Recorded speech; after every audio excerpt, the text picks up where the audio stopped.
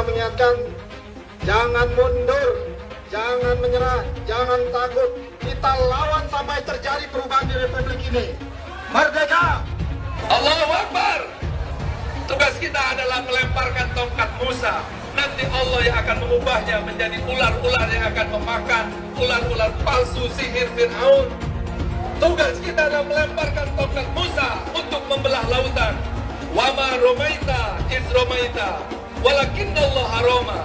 Lemparkanlah tongkatmu Musa, nanti bukan tongkatmu yang membelah lautan, tapi Allah yang akan membelah lautan. Kita lemparkan tongkat itu di sini, di MK. Insya Allah, Allah yang akan memenangkan perjuangan kita semuanya.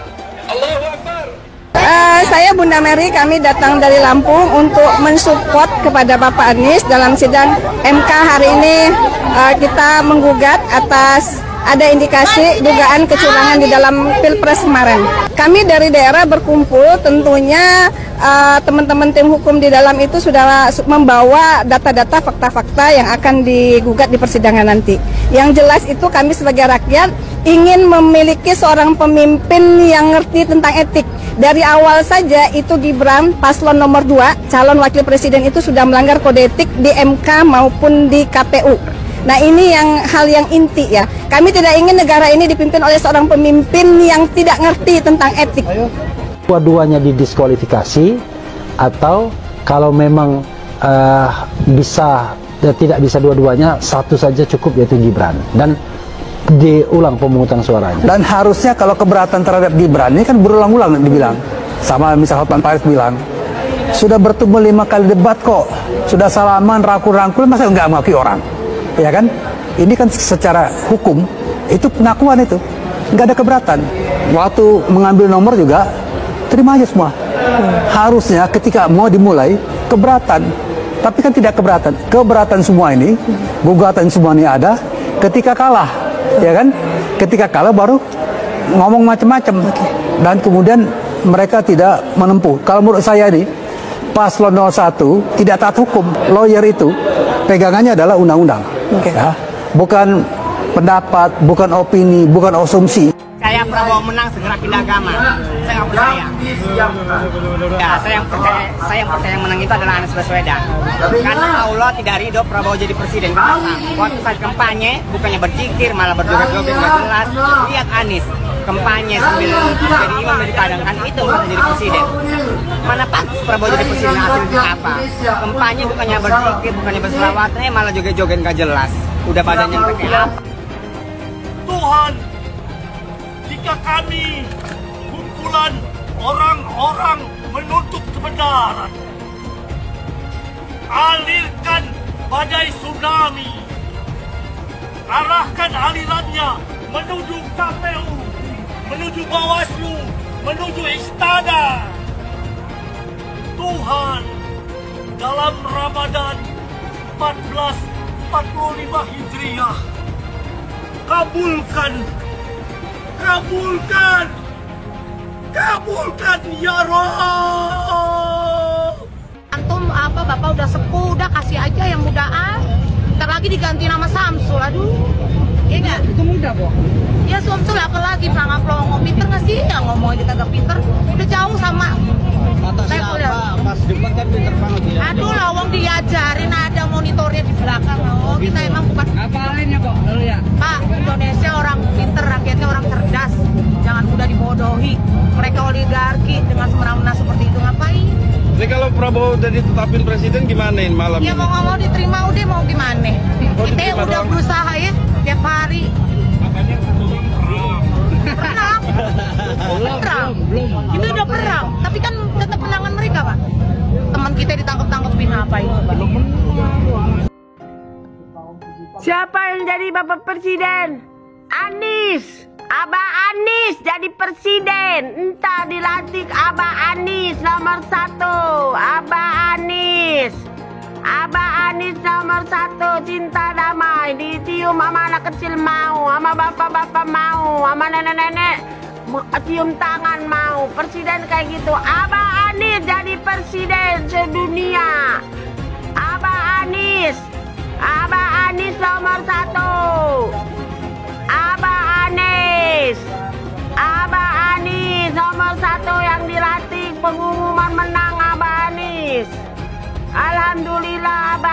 Anies nomor 1. Penentuan 2024, apakah Indonesia akan lepas ke tangan asing? 2024 hanya segelintir rakyat yang masih waras, yang bisa berpikir, yang masih bersikap proaktif terhadap keadilan, kebenaran untuk anak cucu kita. Bagaimana nasib anak cucu kita di kemudian hari jika Bawaslu, KPU, pemerintah dan lembaga semuanya bersikap munafik ketika konstitusi tidak dijalankan dengan benar, ketika konstitusi dihianati, maka itulah terjadinya pengkhianatan terhadap rakyat Indonesia yang sudah menitipkan ribuan jutaan suara kepada sebuah lembaga. Ketika lembaga-lembaga itu mengkhianati, artinya perang antara pemerintah, lembaga versus rakyat. Oke? Ketika semua dihianati, artinya rakyat perang terhadap lembaga-lembaga, terhadap pemerintah yang mencoba mengkhianati rakyat. Kami cabut mandat Anda. Kami cabut mandat Anda karena kami sudah menitipkan suara Anda, suara kami kepada Anda. Ketika Anda hianati, kami cabut, kami ambil, karena itu adalah hak kami. Itu suara kami, suara murni kami. Bawaslu, tinggal beberapa hari lagi Anda kawal KPU. Jika pada endingnya KPU ternyata benar-benar berpihak kepada yang tidak benar, Anda berhadapan dengan rakyat. Kita berharap pada hak angket. Pertanyaannya, hak angket apakah akan tergulir dengan baik? Kita lihat dan akan kita kawal. Setelah itu, jika semua itu tidak terjadi, maka Jokowi harus mundur dengan terhormat atau terpaksa Anda kami mundurkan dengan parlemen jalanan. Oke, tak konsisten, istiqomah. Assalamualaikum warahmatullahi wabarakatuh. Pilpres sudah sebulan lalu dan Pak Anies masih menyindir Pak Prabowo, tapi itu haknya Pak Anies. Saya hanya ingin menambahkan informasi. Pertama, di era demokrasi Pak Prabowo pernah merasakan menjadi oposisi selama 10 tahun, sedangkan Pak Anies belum pernah menjadi oposisi. Kedua, salah satu prestasi Pak Prabowo saat menjadi oposisi adalah memberikan rekomendasi, mendukung, membiayai ribuan orang untuk menjadi kepala daerah, termasuk salah satunya adalah Pak Anies Baswedan, sehingga beliau bisa menjadi gubernur DKI Jakarta. Jadi jauh lebih dulu Pak Anies menjadi pejabat pemerintahan ketimbang Pak Prabowo. Pak Anies jadi menteri selama 2 tahun, jadi gubernur selama 5 tahun. Semua jabatan itu dinikmatinya di era demokrasi, di zaman Pak Jokowi. Bahkan saat Pak Anies sudah jadi menteri, jadi gubernur, Pak Prabowo masih menjadi oposisi. Makanya aneh, orang yang lebih banyak menikmati kerja-kerja kader partai belum pernah menjadi oposisi, tetapi menilai kinerja orang lain soal oposisi. Pak Prabowo bukan tidak tahan jadi oposisi, tetapi Pak Prabowo dan Pak Jokowi ingin menjaga keutuhan NKRI. Saya heran juga mengapa Pak Anies tidak suka dengan rekonsiliasi atau kembalinya hubungan baik antara Pak Jokowi dan Pak Prabowo. Terima kasih. Jadi Bapak Ibu sekalian, ayolah kita sama-sama, kita kompak, Pilpres sudah selesai, jangan lagi ada nomor-nomor sana, nomor situ. Itu kan presiden ya sudah terpilih presiden sekarang, ya kita bantu presiden terpilih untuk kita maju ke depan. Melindungi ini, jangan nanti pemerintahan yang akan datang ada oknum-oknum di sana lagi pengen tidak terjadi, karena orang suka kekacauan itu di mana dia bisa hidup di sana. Kita jangan, kita harus bikin negeri kita yang tertib. Perempuan-perempuan Sobat Anies mengharapkan agar terjadi pemilu dengan jujur, adil, langsung, umum, bebas dan rahasia, dan mengharapkan segenap aparat untuk mengkondisikan pemilu 2024 dengan baik. Jangan pernah memicu kemarahan rakyat. Jangan salahkan rakyat. Curang, bang! Curang, bang! Curang, bang! Takbir! Allahu Akbar! Kita tetap berjuang. Kita tetap berjuang sampai titik darah penghabisan. Jangan mengira kalau ini adalah kemenangan dan kemenangan. Enggak, kita nggak akan terima. Rezimnya biadab, rezimnya nggak cinta rakyat. rezimnya jahat, pengkhianat rakyat. Demi Allah, demi Rasulullah, aku nggak ridho. Ya Allah, tunjukkan kebesaran-Mu, ya Allah, supaya aku Anda berjuang dari 2014. Tunjukkan kebesaran-Mu, ya Allah. Kalau emang dia punya kuasa, pasti menang. Pasti menang, supaya aku. Pak Jokowi, Bapak itu presiden siapa sih? Kok Bapak nggak sayang sama rakyatnya? Beras naik, segala naik, pajak naik. Bapak tuh kalau berhutang itu kira-kira mikirin dong. Kita rakyat generasi akan datang, Pak, anak cucu saya. Jokowi mundur! Yang akan membayar hutang-hutang Bapak. Kalau bansos atas nama Bapak, pakai gambar Bapak. Tapi saatnya hutang ke negara, atas negara, atas rakyat. Nah, ya deh. Turun, Bapak harus punya rasa malu dong. Ya Allah, ya nggak punya rasa malu, tidak punya rasa bersalah. Bapak tuh pura-pura nggak ngerti, itu pura-pura on, itu pura-pura wong besok.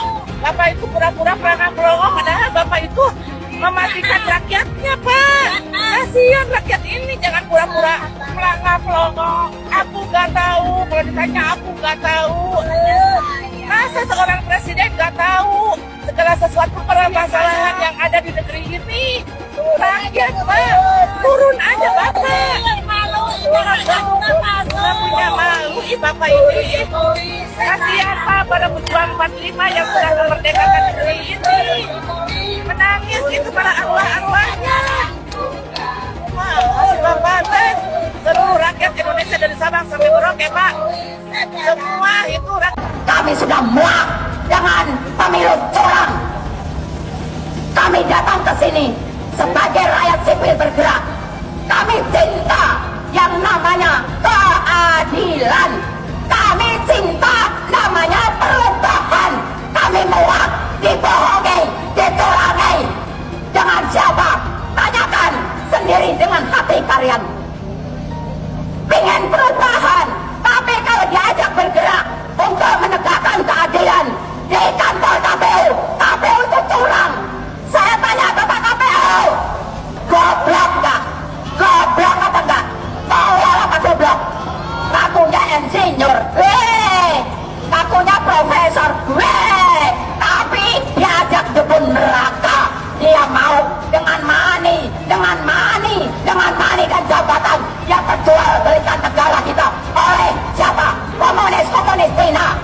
Ini fakta. Kalian gak usah takut menyampaikan kebenaran. Kalian gak usah takut. Yang hak katakan hak, batil katakan batil. Allahu Akbar, Allahu Akbar. Dan semua yang pelaku curang wajib didiskualifikasi. Audit KPU, audit ketua KPU, audit anggota KPU, audit sistem KPU. Temukan siapa pelaku pidana, tangkap dan hukum. Baru kita pikirkan pemilu ulang. Kalau tidak ada audit KPU, tidak ada audit ketua KPU, maka kita wajib menolak apapun hasil dari yang diputuskan oleh KPU. Siap lawan, siap lawan, siap lawan, Allahu Akbar. Seharusnya pemilu diulang sampai Anies menang. Catat ya, tahun 2024 pasti ada yang menuding KPU itu curang. Pilpres, apakah curang? Pilpres juga ada curang, tapi itu di bawah, bukan kontestan, bukan pemerintah. Di bawah, dan sama-sama curang. Oleh sebab itu di Pilpres itu, kalau kecurangannya tidak signifikan, curang 10.000 suara. Terbukti, nah, yang satunya curang juga 5.000 suara. Apakah pemilu batal? Nggak bisa, kalau nunggu pemilu bersih, pemilu nggak akan bisa. Oleh sebab itu yang curang-curang itu diselesaikan melalui hukum pidana. Curang, bawa ke pengadilan, terbukti 500.000 dia curang, tetap menang dia. Karena 500.000 ini kalau diberikan ke saya, tetap kalah 4 juta. Tapi apakah yang curang 500.000 itu dibiarkan? Tidak. Itu ke pengadilan pidana. Teman-teman, saya harus bilang bahwa orang-orang yang semakin panik dengan tingginya approval rate atau tingkat kepuasan publik terhadap Pak Jokowi, semakin hari semakin biadab. Di jagat dunia maya, ramai mereka sebut Pak Jokowi sebagai pengkhianat, pembohong, dan lain-lain.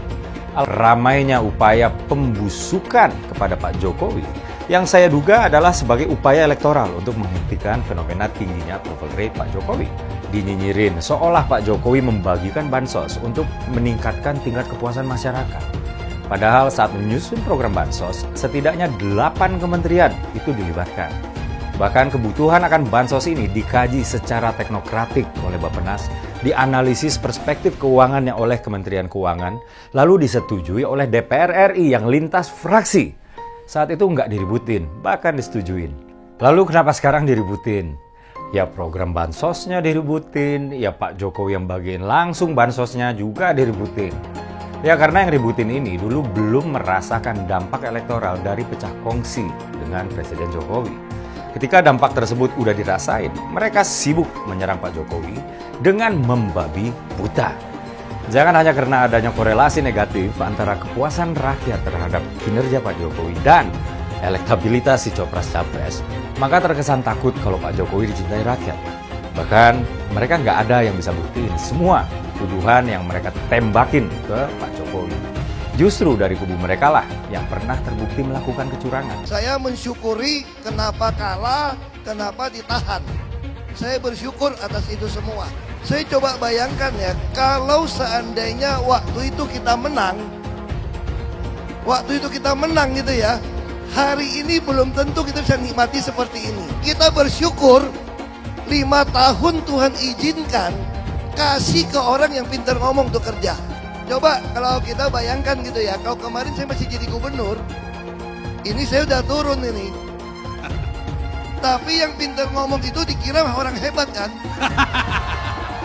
Ini lebih berbahaya tahun 2024, langsung ketahuan karakternya. Langsung ketahuan itu. Di saya juga ada kutipan Pak di kamar saya Pak.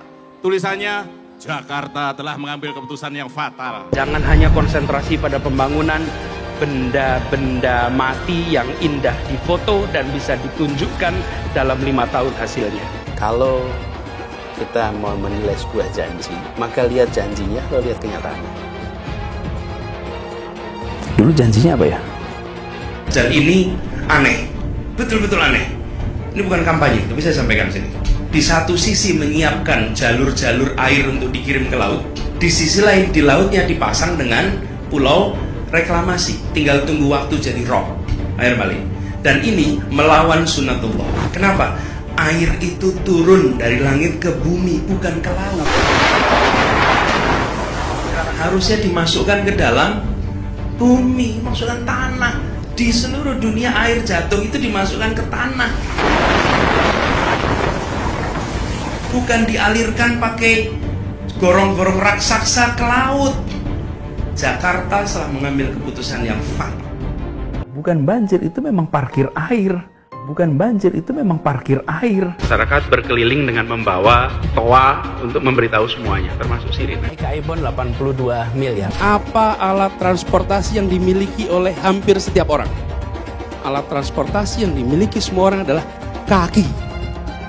Kalau seandainya orang Jakarta percaya Pak Anies jadi gubernur pun, saya berani jamin kok dia akan lakukan normalisasi yang sama seperti saya lakukan kok. Gak usah bohong lah. Ketika air sampai di muara, maka siap untuk dipompa ke laut. Pancasila Soekarno, ketuhanan ada di pantai. Anak Tuhan dari mana? Kalau Yesus anak Tuhan, bidangnya siapa?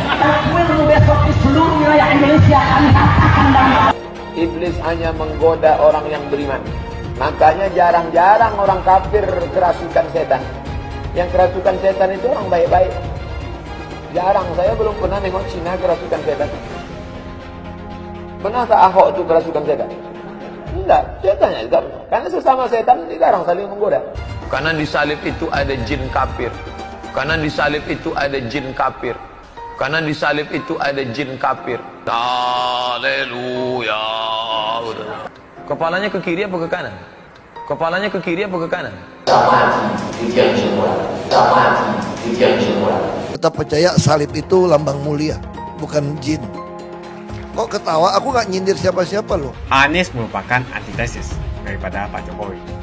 Antitesis artinya bertolak belakang dengan Jokowi. Anies sudah menyatakan tidak akan melanjutkan semua program dari Pak Jokowi. Jadi semua pembangunan yang dilakukan oleh Pak Jokowi akan dihentikan oleh Anies jika Anies menjadi presiden. Lagi pula Anies didukung oleh khilafah dan pendukung Anies adalah ormas seperti FPI dan HTI.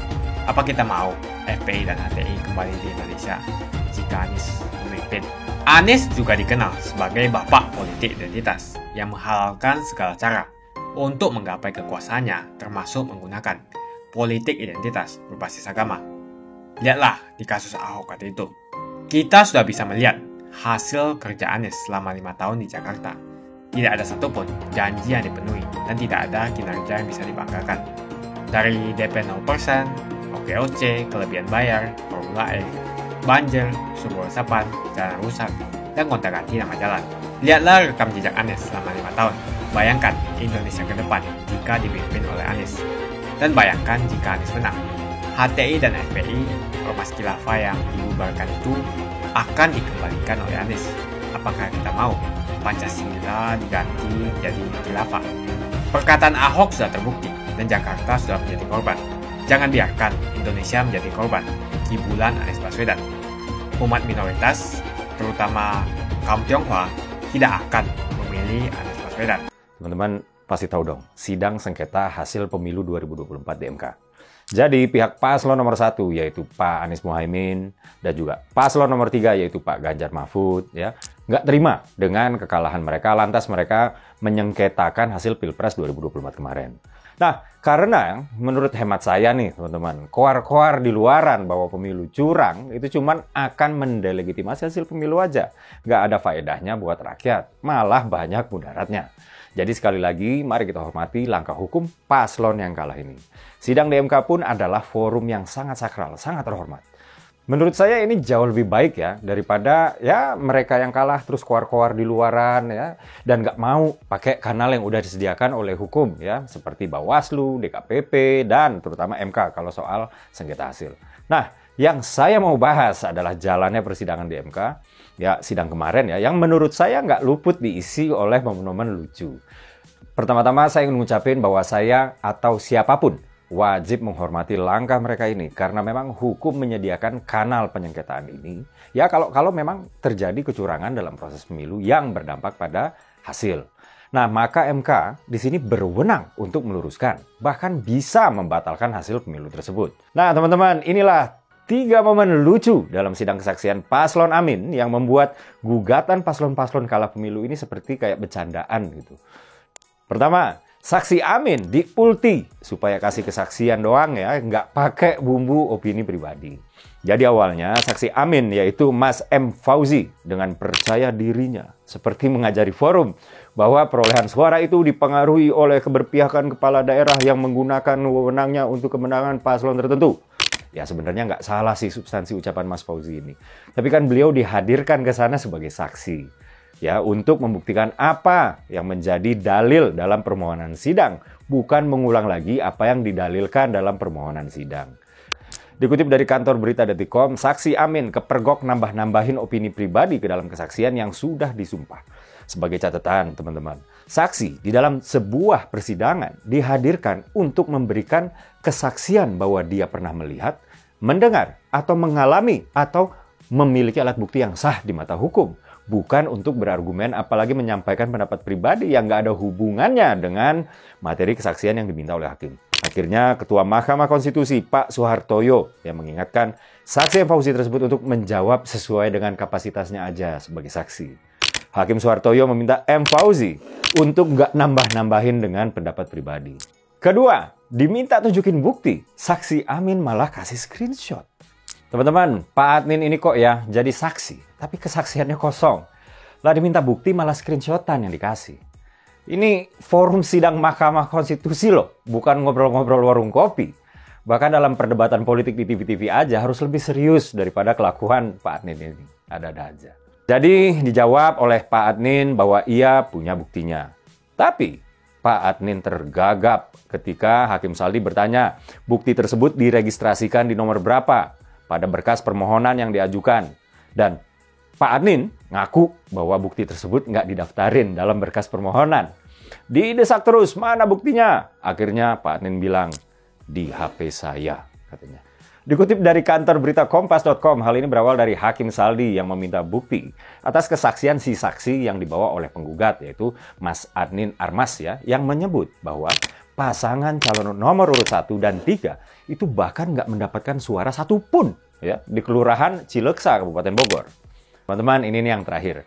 Seorang saksi dari Timnas Amin, namanya Pak Ahmad Husairi, mengklaim bahwa ada intimidasi aparat kepada kepala desa agar memilih paslon nomor 2. Nah, dikutip dari kantor berita Kompas.com, Pak Husairi menyebutkan ada oknum polisi yang mengultimatum kepala desa bahwa Prabowo Gibran harus menang apabila mereka ingin aman. Dari sana tentu hakim minta lebih detail lagi keterangan saksi supaya bisa ditelusuri lagi kebenarannya. Kesannya Pak Husairi ini lagi bilang, udahlah percaya aja nggak usah banyak tanya.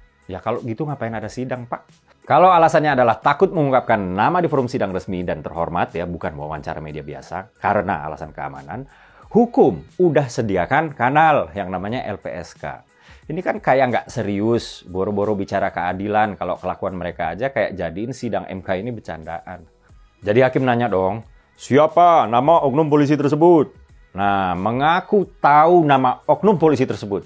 Tapi Pak Husairi menolak menyebutkan siapa namanya. Berkedok demi keselamatan dirinya. Lah ini aneh banget, punya kesaksian tapi sepotong-sepotong. Bagaimana kesaksian Pak Husairi ini bisa divalidasi? Kalau dia aja nggak mau keterangannya tersebut itu ditelusuri kebenarannya. Dulu Anies bisa menang karena menggunakan agama dan etnis. Isu agama, ras, dan antar golongan dinikmati oleh relawan Anies. Saat itu Anies didukung oleh FPI, HTI, dan pengasong khilafah lainnya.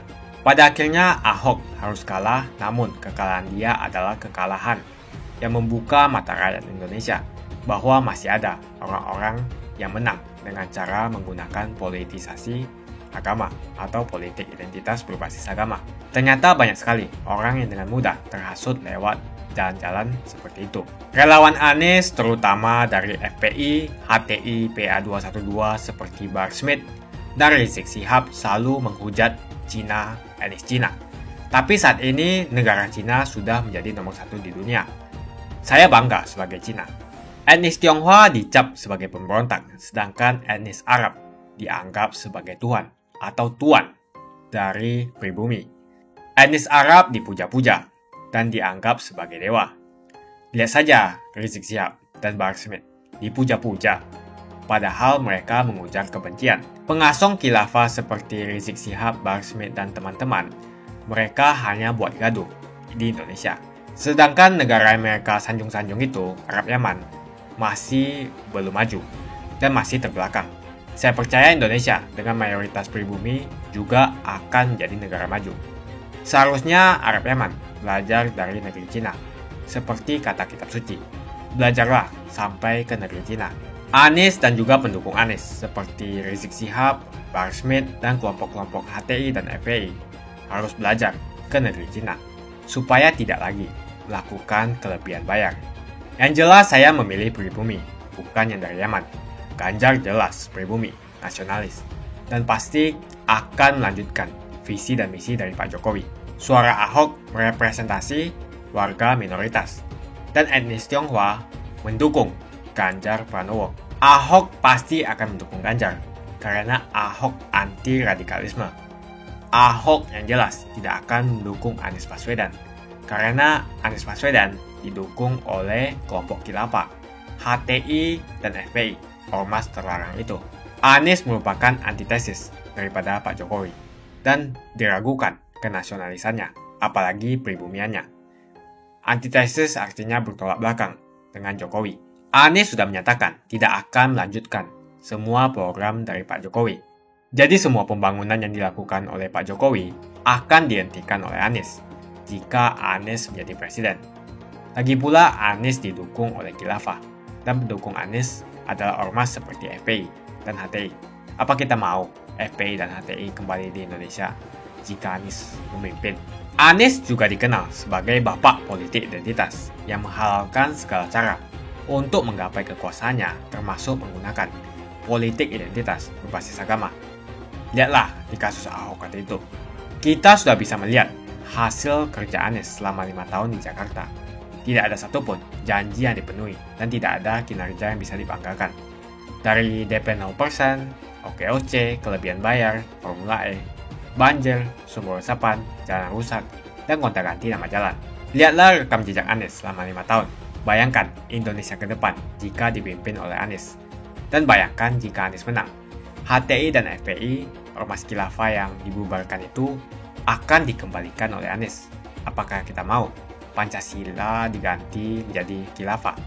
Bagian Indonesia Timur yang mayoritas non-muslim seperti Bali tidak akan setuju dengan khilafah atau sistem khilafah. Mungkin Indonesia akan bubar jika Anies menjadi presiden. Perkataan Ahok sudah terbukti dan Jakarta sudah menjadi korban. Jangan biarkan Indonesia menjadi korban kibulan Anies Baswedan. Umat minoritas, terutama kaum Tionghoa, tidak akan memilih Anies Baswedan. Saya yakin karma Ahok mengejar Anies Baswedan. Dulu Anies memainkan politik identitas kepada Ahok. Sekarang Anies dipertanyakan kepribumiannya karena dia teriaman. Itu saja opini saya hari ini. Tuliskan opini kalian tentang Anies Baswedan. Jika kalian setuju dengan pendapat saya di video ini, pastikan kalian menekan like di video ini. Dan bagikan video ini ke teman dan family Anda supaya mereka semua mengetahui tentang informasi ini.